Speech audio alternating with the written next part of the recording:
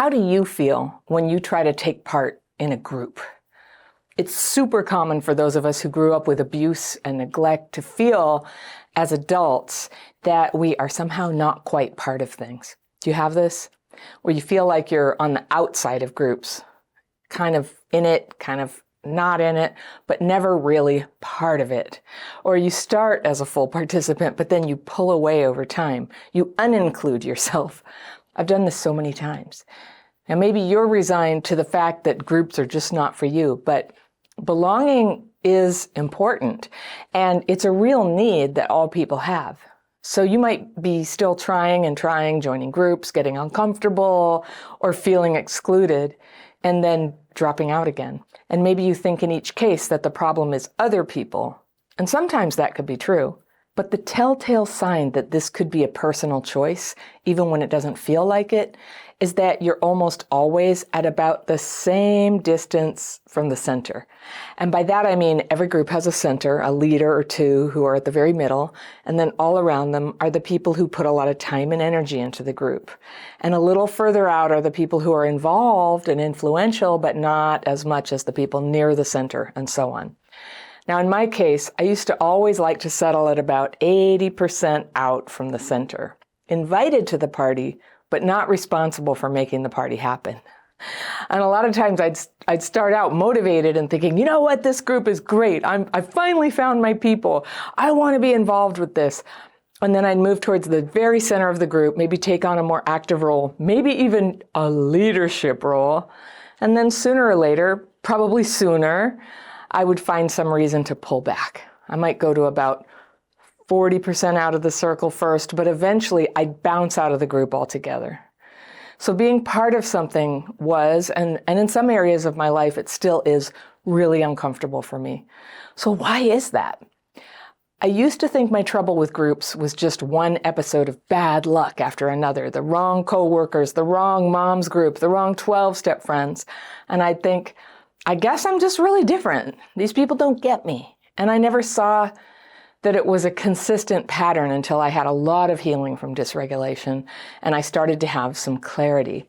And it makes sense because being in a group, when you have the sensitivities of childhood PTSD, can be too much. People are triggering, right? And groups of people, it's like a bunch of triggering people and the group dynamic that brings up all your pain about belonging and fitting in and all the times that didn't happen. So dealing with a lot of people can be like an assault on your senses. And it gets really emotional. It's like a high school experience that just never stops. So childhood PTSD, it's not the same thing as introversion, but I suspect there are similarities in that being social with people can take more energy than it gives because you're just working so hard to act normal, to deal with it all, you know? But the thing is, when we need people, we need them on a practical level, and we need relationships if we're going to start healing the wounds of trauma, which are largely relational wounds. They affect your nervous system, but they were caused by what happened between you and other people, namely your parents. So the healing needs to happen before you have social relationships, but also it needs to happen within social relationships. The little interactions is where you get to practice what you're learning and where you get nourished emotionally, even though sometimes there's pain involved. There's criticism and rejection and genuinely being different in a group where everyone else seems to feel connected. But all that can get easier. So like everyone else, you need a sense of belonging. So it's natural that you'd gravitate to groups, but toward the outer edges at first. It's a little more manageable. You can be around people and be social a little bit, but just keep one foot out the door in case you need to get the heck out of there. It's okay to do that, by the way. Healthy groups have roles and space for many kinds of people, and it's okay not to participate fully for a while. Life would be great if you could keep going like this, just soaking up the group belonging feeling, not risking your emotions by getting too involved.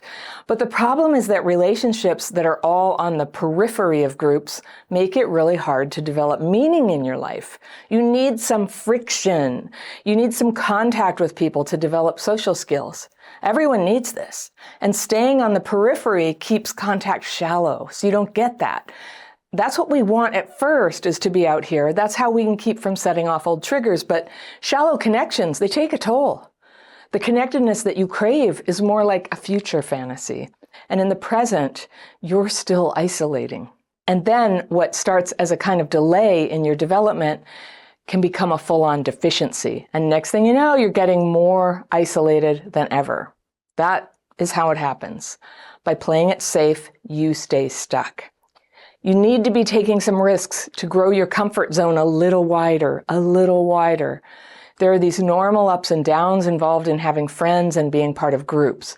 If you're not continuously growing through experiencing the normal ups and downs of being in friendships and groups, you risk not only not being included anymore, but you can start to get hard to include. And what it is, and this will sound harsh, but avoiding people leads to self-centeredness.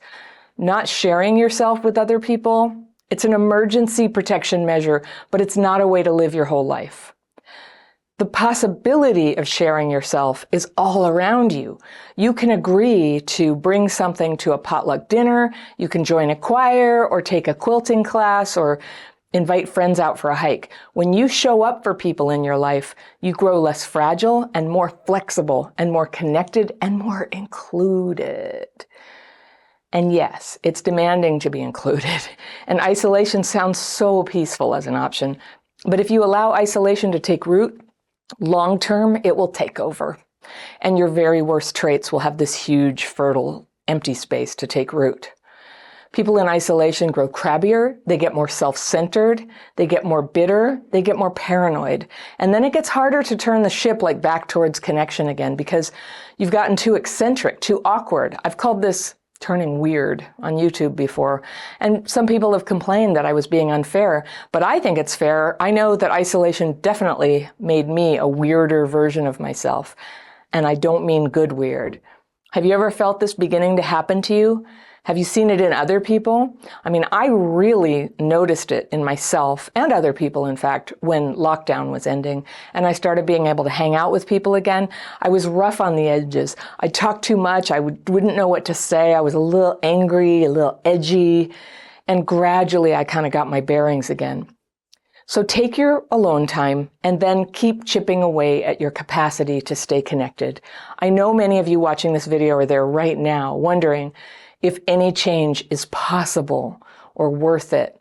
And I just want to tell you, yes, it is possible, and yes, it is worth it.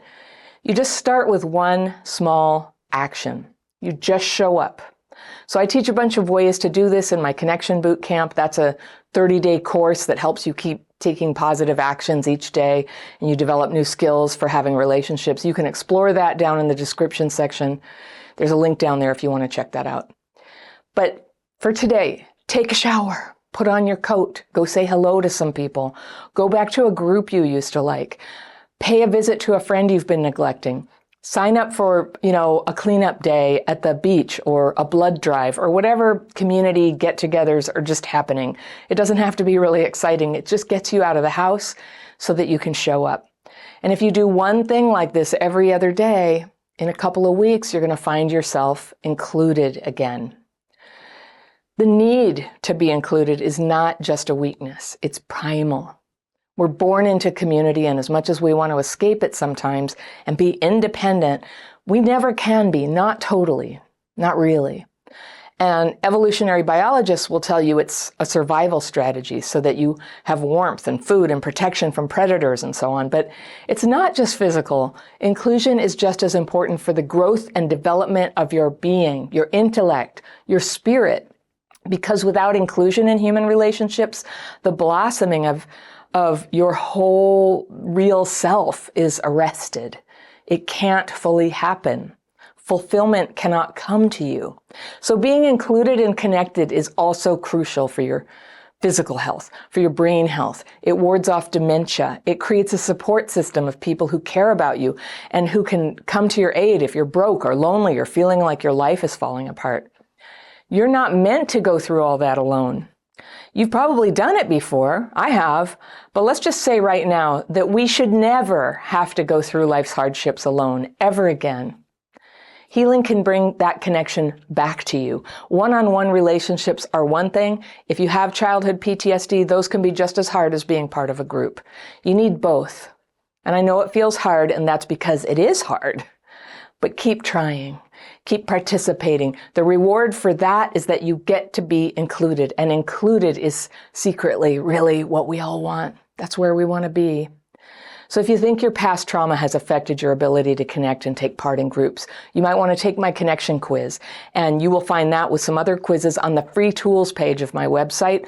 I always have a link to that in the description section near the top. And I've got a video lined up for those of you who relate to this topic, and it's on the most popular topic here on this channel, and it's about loneliness, how we get there, how we get out. You can watch that right here, and I will see you very soon.